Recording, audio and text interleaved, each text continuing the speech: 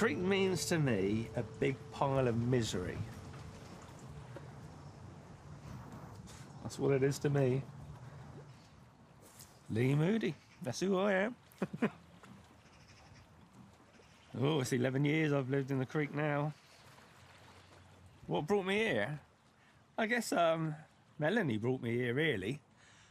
You know, I was living out at Anchor at the time, and yeah, to be a bit closer, I decided to come over here. Didn't really want to in the first place because such a bad reputation of drug addicts and all that here, dropouts, you know, it was a complete boat, you know, place full of wrecks and stuff, so it wasn't a very desirable place to come to, but it was near Falmouth, so, you know, I ended up here. And hasn't managed to escape yet.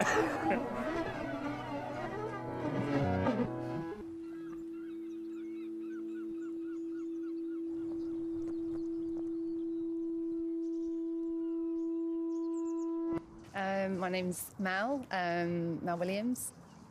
I lived in Sailors Creek around 2008, 2009.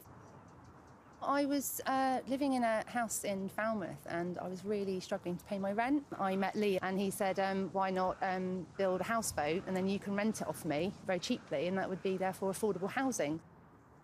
Yeah, she came over with her kids and stuff and yeah, done some fun things for them. The kids had a lovely time. They've got really nice memories of living here. Yeah, really fond memories of playing in the creek. Yeah, great place to be. Things with Lee and I didn't work out. I don't think he realised how much work having children involved. Yeah, he sort of got quite cross with me. So I was like, OK, what am I going to do? And then really, fortunately, there was a hull for sale on Muddy Beach and it was only £100 and it was a big old ferry boat and moved on to that one with the children, lots of help from really good friends. Left alone, get on and do my own thing.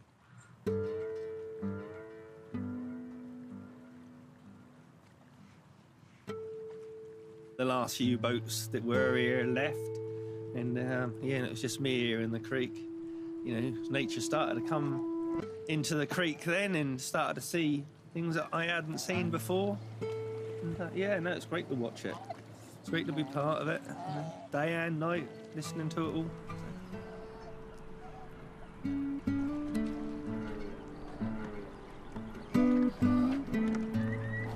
You know, all sorts of materials float up and down the river and come down, and I'm always out in the dinghy and, yeah, seeing nice big chunks of wood and that float part, especially on big spring tides. A bit of wind and a big spring tide, everything comes down the river. Oh, he brought Kuwaden down.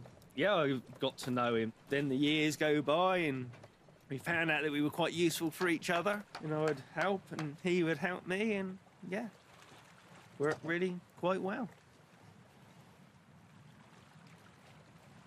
It's heaven. It's where you will go when you die. So it's all about man and nature.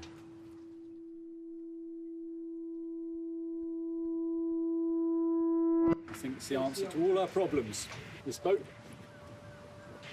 might have caused some of my problems, but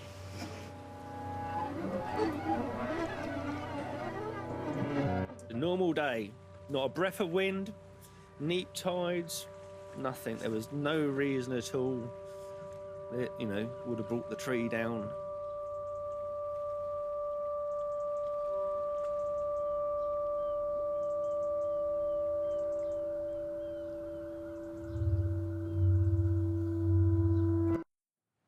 Paul, great guy.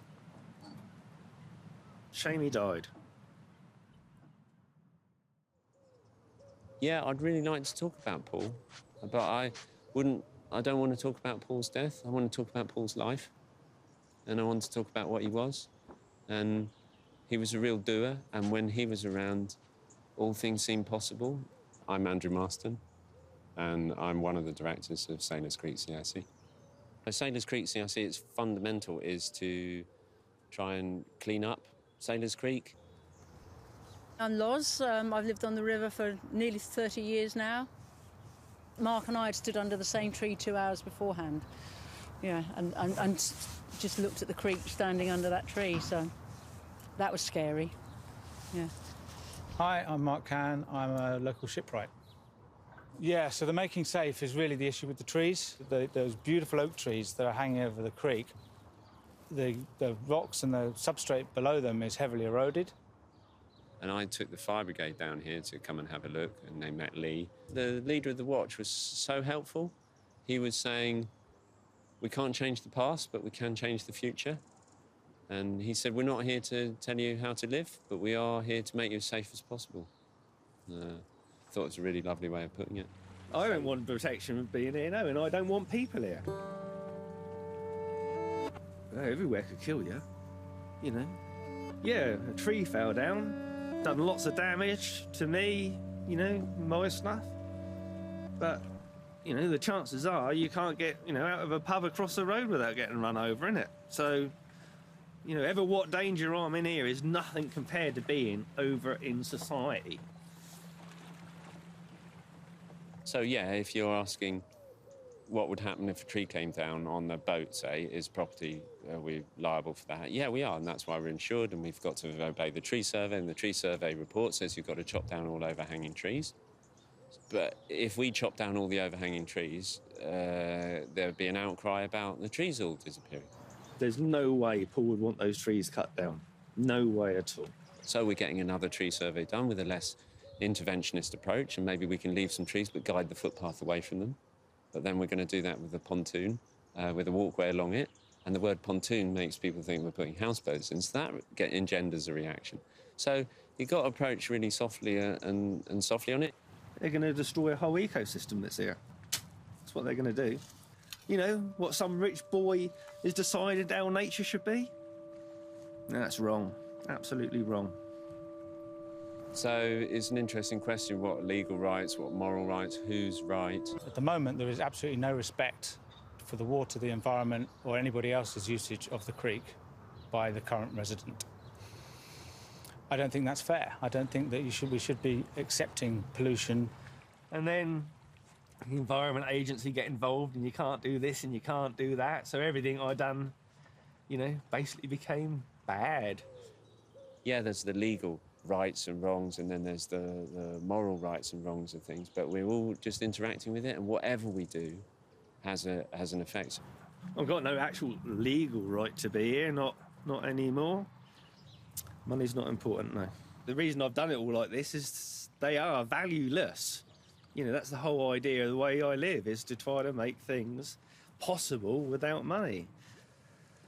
I mean, it's not meant to be free. You know, they are meant to be charged for moorings, and it's just that I don't think anyone's been able to collect any rent. It's free because he's not paying, which is a different thing, isn't it? That's like saying, well, I get my food from the supermarket because I shoplift it, therefore it's free. Yeah, of course it is. Yeah. There's a few places in the country where you can take a boat, and I guess the landowner's just not that interested, and they leave you alone, but not around here anymore. Now this place is in the new management. When we first started, we went to him to say, look, you know, if you get involved, then, you know, you don't have to leave. But he just told us to fuck off. Told us to leave in a procuration manner. They signed the lease, I think 2 days later they're down making demands on me. It was just all demand straight away, and yeah, they got me back up. Yeah, which ain't a good idea to get my back up. You know, I've had to live this life being determined. You know, you can't live this life unless you're willing to stand up for your rights and beliefs. So they picked the wrong fight with the wrong person. We had a prison psychiatrist came down, and she was saying, oh, either you, when you take on a place like this, you either go in as a dictator and just clean it out, and that is what's happened in the past. And I'm ashamed to say, actually, we might have come in a bit when we first mooted these ideas, with big ideas that we've had to shelve. Or she said, or you come in and you've played the long game. So it's a long-term outlook. So no matter what they do, it ain't going to make any difference. It's not like I want to stay here. But what I can do is make things so hard, you know, make the fight so miserable for them, why would I do that? Because principle. Yeah, the principle of it. Nobody's going to bully me into anything. So the more they try, the more they'll find out how much I dig my heels in.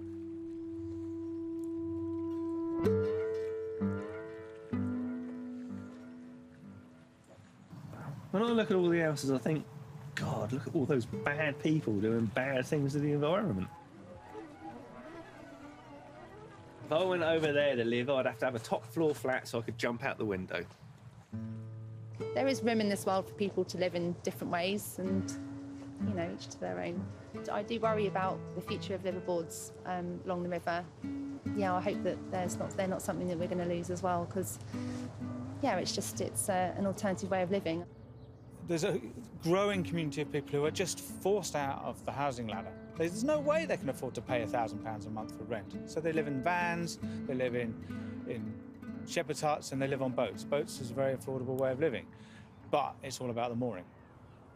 And if you haven't got a mooring, it's really hard work.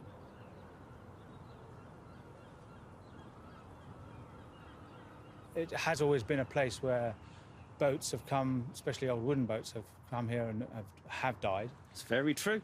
Very true. Very, very few boats have come in here and actually left again. Where boats come to die.